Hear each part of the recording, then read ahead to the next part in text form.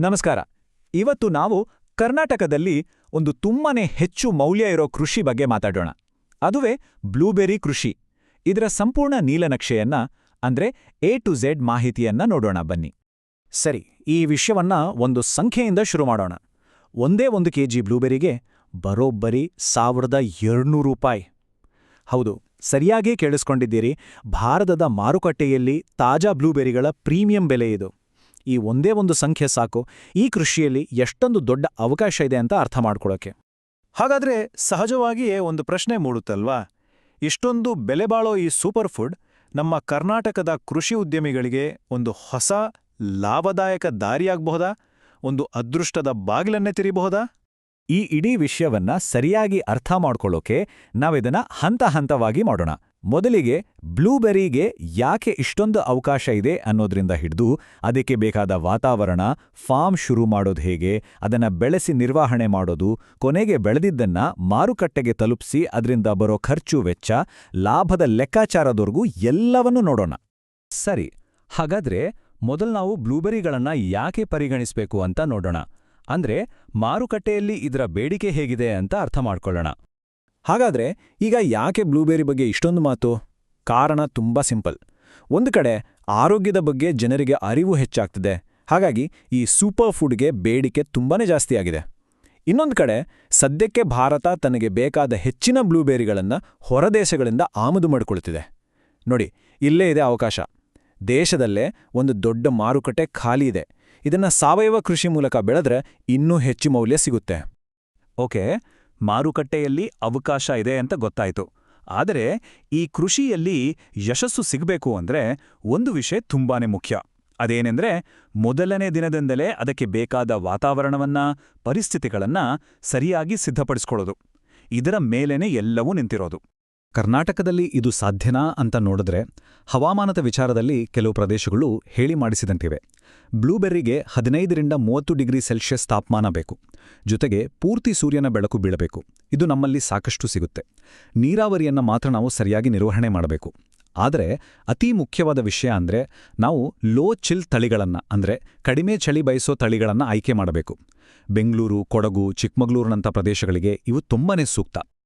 ಆದ್ರೆ ಕೇಳಿ, ಹವಾಮಾನಕ್ಕಿಂತನೂ ಒಂದು ಹೆಜ್ಜೆ ಮುಂದೆ ಒಂದು ವಿಷಯ ಇದೆ.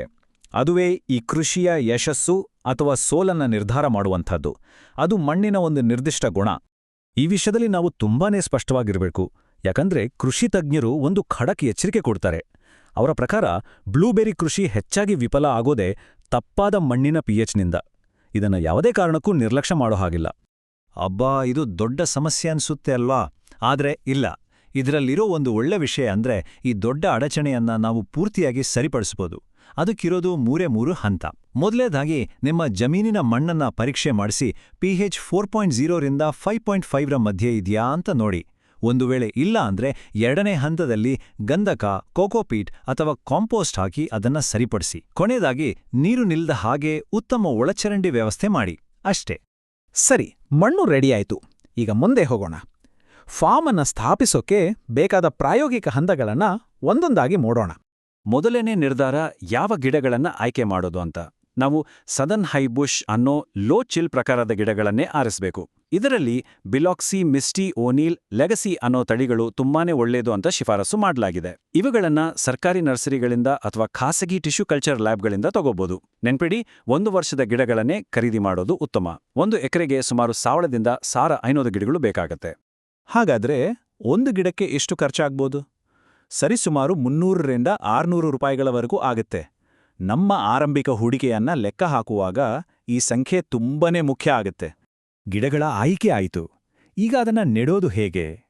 ಇದಕ್ಕೂ ಒಂದು ಕ್ರಮಬದ್ಧವಾದ ವಿಧಾನ ಇದೆ. ಮೊದಲು ಮತ್ತೊಮ್ಮೆ ಮಣ್ಣಿನ ಪರೀಕ್ಷೆ ಮಾಡಿ pH ಖಚಿತಪಡಿಸಿಕೊಳ್ಳಿ.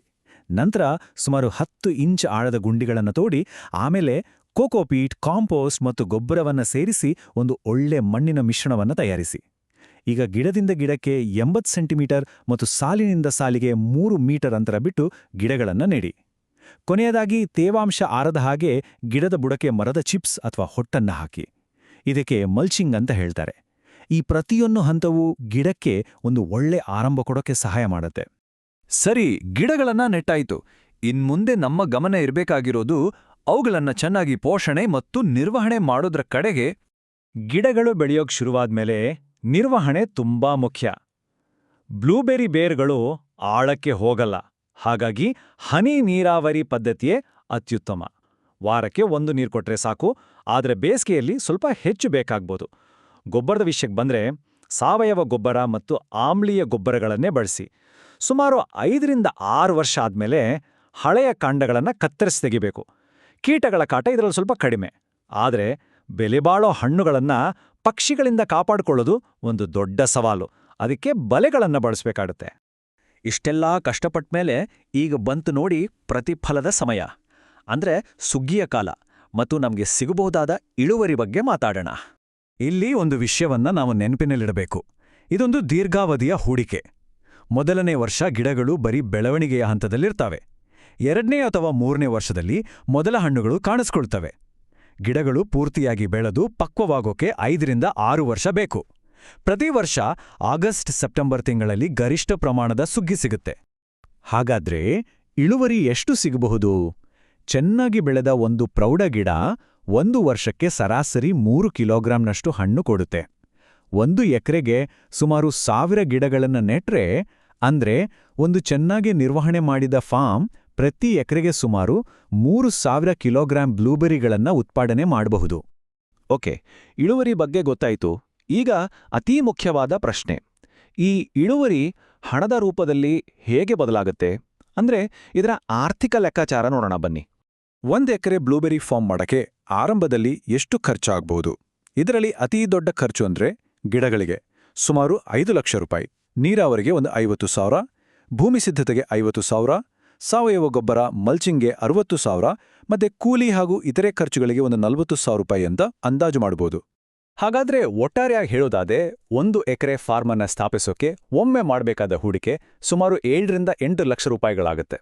ಇದು ಖಂಡಿತವಾಗಿಯೂ ಒಂದು ದೊಡ್ಡ ಆರ್ಥಿಕ ಬದ್ಧತೆಯೇ ಸರಿ. ಆದರೆ ಈ ಹೂಡಿಕೆಯನ್ನ ಅದರಿಂದ ಬರುವ ಆದಾಯದ ಜೊತೆ ಹೋಲಿಸಿ ನೋಡಿ. ಒಂದು ಸಲ ಗಿಡಗಳು ಪೂರ್ತಿಯಾಗಿ ಬೆಳೆದು ನಿಂತ ಮೇಲೆ ಅದೇ 1 ಎಕರೆ ಜಮೀನು ಪ್ರತಿ ವರ್ಷ ಬರೋಬ್ಬರಿ 20ರಿಂದ 40 ಲಕ್ಷ ರೂಪಾಯಿಗಳ ಆದಾಯ ತಂದುಕೊಡುವ ಸಾಮರ್ಥ್ಯವನ್ನು ಹೊಂದಿದೆ. ಇದು ನಿಜಕ್ಕೂ ಈ ಕೃಷಿಯ ಆರ್ಥಿಕ ಆಕರ್ಷಣೆಯನ್ನ ಸ್ಪಷ್ಟಪಡಿಸುತ್ತೆ. ಹಾಗಾದ್ರೆ ಕೊನೆಯದಾಗಿ ಒಂದು ಪ್ರಶ್ನೆ. ಈ ಕೃಷಿಯನ್ನ ಶುರು ಮಾಡೋಕೆ ಆರಂಭದಲ್ಲಿ ಕಷ್ಟಗಳು, ಅಡೆತಡೆಗಳು ಜಾಸ್ತಿ ಇರ್ಬೋದು. ಆದರೆ ಅದರಿಂದ ಸಿಗೋ ಲಾಭ, ಪ್ರತಿಫಲ ಕೂಡ ಅಷ್ಟೇ ದೊಡ್ಡದಿದೆ. ಹಾಗಾದ್ರೆ ಇಷ್ಟೊಂದು ಅಧಿಕ ಪ್ರತಿಫಲ ನೀಡೋ ಈ ಬೆಳೆ ನಮ್ಮ ಕೃಷಿ ಕ್ಷೇತ್ರದ ಭವಿಷ್ಯವೇ ಆಗಬಹುದಾ? ಯೋಚಿಸಬೇಕಾದ ವಿಷಯ.